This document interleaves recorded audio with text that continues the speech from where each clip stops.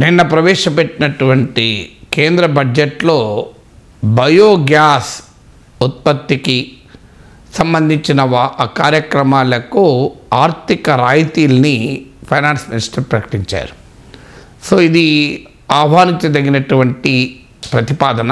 ఎందుకంటే energy security, ఇంధన భద్రత అనేది ఏ దేశానికైనా కీలకం.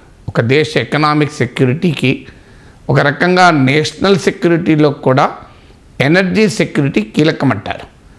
మన దేశం తన మొత్తం ఇంధన అవసరాల్లో 85% ఎబోవ్ దిగుమతి చేసుకుంటుంది. తాజా గణాంకాలైతే 87% వరకు కూడా దిగుమతి చేసుకున్నాం.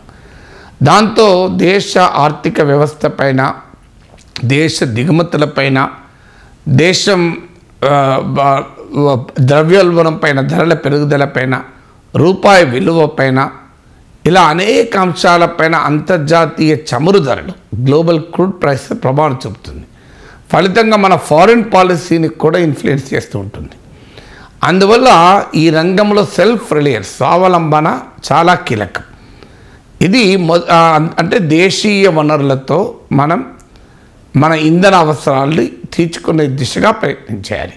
రెండవది ఈ ఫాజిల్ ఫ్యూయల్ ఇంధనాలు, అంటే ముడి చమురు నుంచి వచ్చే పెట్రోల్, డీజిల్ కానీ గ్యాస్ కానీ కంపారిటివ్లీ పెట్రోల్ డీజిల్ కన్నా పెట్రోల్ కన్నా గ్యాస్ బెటరు. కానీ స్టిల్ ఇందులో ఇప్పుడు బొగ్గు, కోల్ నుంచి వచ్చే ఎనర్జీ, ఈవెన్ అన్నిట్లో కూడా ఫాజిల్ ఫ్యూయల్ బేస్డ్ ఎనర్జీ సోర్సెస్లో కార్బన్ డైఆక్సైడ్ లెవెల్, అంటే గ్లోబల్ వార్మింగ్, భూతాపానికి కారణమయ్యే, పర్యావరణకు నష్టాన్ని కలిగించేటువంటి టాక్సిక్ గ్యాసెస్ యొక్క కంటెంట్ ఎక్కువగా ఉంటుంది. ఇప్పుడు ఉదాహరణకు బొగ్గు నుంచి విద్యుత్ శక్తి ఉత్పత్తి చేసినప్పుడు వెలువడే కార్బన్ డైఆక్సైడ్తో పోలిస్తే సహజ వాయువు, నేచురల్ గ్యాస్ నుంచి ఉత్పత్తి అయ్యే విద్యుత్ శక్తిలో బయటకు వచ్చే కార్బన్ డైఆక్సైడ్ 54% ఉంటుంది. అంటే CO2 emissions coal based thermal పవర్తో పోలిస్తే గ్యాస్ బేస్డ్ థర్మల్ పవర్లో సగానికి సగం తగ్గుతుంది. కానీ ఇప్పటికీ మన దేశంలో 60% ఆఫ్ థర్మల్ పవర్ కోల్ బేస్డే. సో కోల్ నుంచి గ్యాస్ బేస్డ్ ఎకానమీగా ఇండియన్ ఎకానమీ ట్రాన్సిషన్ అవుతుంది. అంటే gas is relatively cleaner fuel.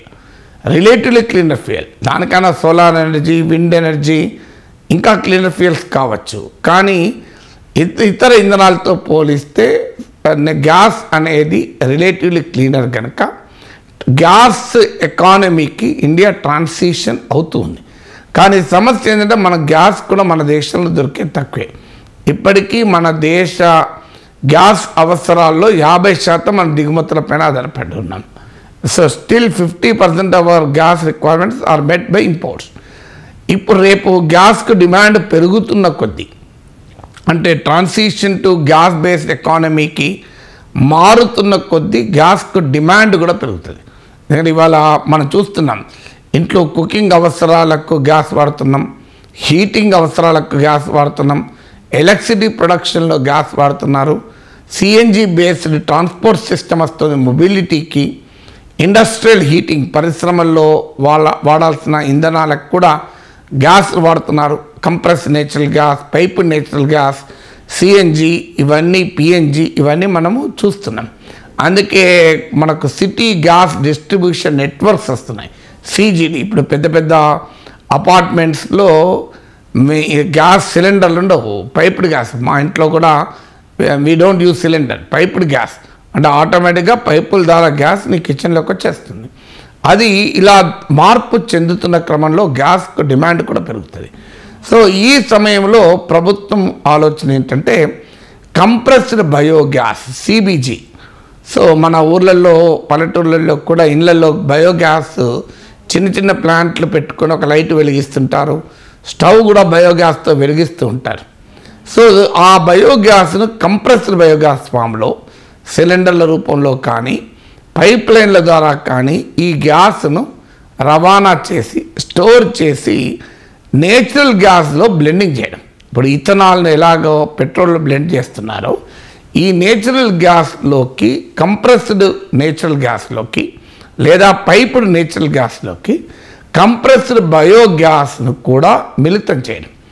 ఇది ఇనీషియల్గా చాలా 2025 నుంచి కనీసం 1% అయినా బ్లెండింగ్ ఉండాలని ప్రభుత్వం మ్యాండేటరీ చేస్తుంది.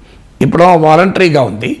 భవిష్యత్తులో ఇది మ్యాండేటరీ చేసి 2028 వరకు 5% బ్లెండింగ్కి తీసుకెళ్ళాలని. ఇప్పుడు ఇథనాల్ బ్లెండింగ్ కూడా అదే రకంగా చేశారు. సో 5% వరకు బ్లెండింగ్ తీసుకెళ్ళాలి అనేది ప్రభుత్వ లక్ష్యం. అంటే మన టోటల్ నేచురల్ గ్యాస్ కన్జంప్షన్లో 5% కంప్రెస్డ్ బయోగ్యాస్ కూడా అందులో కలిపేయాలి. సమస్య ఏంటంటే ఈ కంప్రెస్డ్ బయోగ్యాస్ వల్ల ప్రయోజనాలు చాలా ఎక్కువ. ఎందుకంటే compressed biogas cleaner fuel relatively ఇది మన చుట్టూ ఉండే వేస్ట్ మెటీరియల్ నుంచి ఉత్పన్నం అవుతుంది. ఉదాహరణకు అగ్రికల్చరల్ రెసిడ్యూ, ఇప్పుడు వ్యవసాయ వ్యర్థ పదార్థాలు ఉంటాయి. పంజాబ్లో, హర్యానాలో అవి తగలబెట్టడం వల్ల వచ్చిన పొగ ఢిల్లీకి ఒక కాలుష్య మహమ్మారిగా మారింది. సో అగ్రికల్చరల్ రెసిడ్యూ ఉంటుంది, ఫుడ్ వేస్ట్ ఉంటుంది, అలాగే మన మున్సిపల్ సాలిడ్ వేస్ట్ ఉంటుంది. సో ఇవన్నీ కూడా బయోగ్యాస్ తయారీకి ఉపయోగపడే రా మెటీరియల్స్. సో దీనివల్ల వేస్ట్ టు వెల్త్ అంటే వ్యర్థ పదార్థాల నుంచి సంపద సృష్టికి ఉపయోగపడుతుంది. తర్వాత ఈ బయోగ్యాస్ రూరల్ ఎంప్లాయ్మెంట్ క్రియేట్ కూడా చేస్తుంది.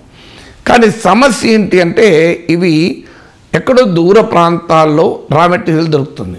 ఇప్పుడు నీకు డిమాండ్, ఇప్పుడు గ్యాస్కి డిమాండ్ సిటీలో ఉంటుంది, కానీ అగ్రికల్చర్ రెసిడ్యూ దొరికేది ఊర్లలో దొరుకుతుంది. అందువల్ల స్టోరేజ్ అండ్ ట్రాన్స్పోర్ట్కు అదనంగా కాస్ట్ పెరుగుతుంది. ఈ కంప్రెస్డ్ బయోగ్యాస్ మనము ఈ నేచురల్ గ్యాస్లో బ్లెండింగ్ చేయాలంటే అదొక ఛాలెంజ్.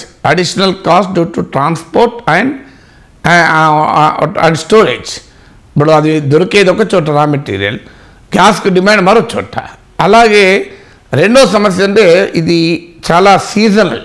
మనకు ఎప్పుడు పడితే అప్పుడు అగ్రికల్చర్ రెసిడ్యూ దొరకదు. వ్యవసాయ వ్యర్థ పదార్థాలు, కౌడంగ్ ఇలాంటివన్నీ మనకి ఎప్పుడు పడితే అప్పుడు దొరకవు. సో అవి సీజనల్గా ఉంటుంది. తర్వాత ఆ బయోమాస్ అంటారు, ఈ రా మెటీరియల్స్ను బయోమాస్ అంటారు. అంటే బయోగ్యాస్ ఉత్పత్తి చేసేందుకు వాడే వ్యర్థ పదార్థాలను బయోమాస్ అంటారు. ఈ బయోమాస్ క్వాలిటీ కూడా చాలా వేరియబుల్గా ఉంటుంది, ఒకే రకమైన క్వాలిటీ ఉండదు. దాంతోపాటు సప్లై చైన్స్ ఉండవు. అంటే మనం వాటిని సిలిండర్ల రూపంలో, పైప్ల రూపంలో సప్లై చేస్తే అది వయబుల్గా ఉండాలి. సో ఈ ఛాలెంజెస్ ఉన్నాయి. కానీ బట్ డెఫినెట్గా కేంద్ర ప్రభుత్వం ఈ బడ్జెట్ ద్వారా కూడా సిబిజీ బ్లెండింగ్ను పెంచాలి గ్యాస్లో అనే ప్రయత్నం చేస్తుంది.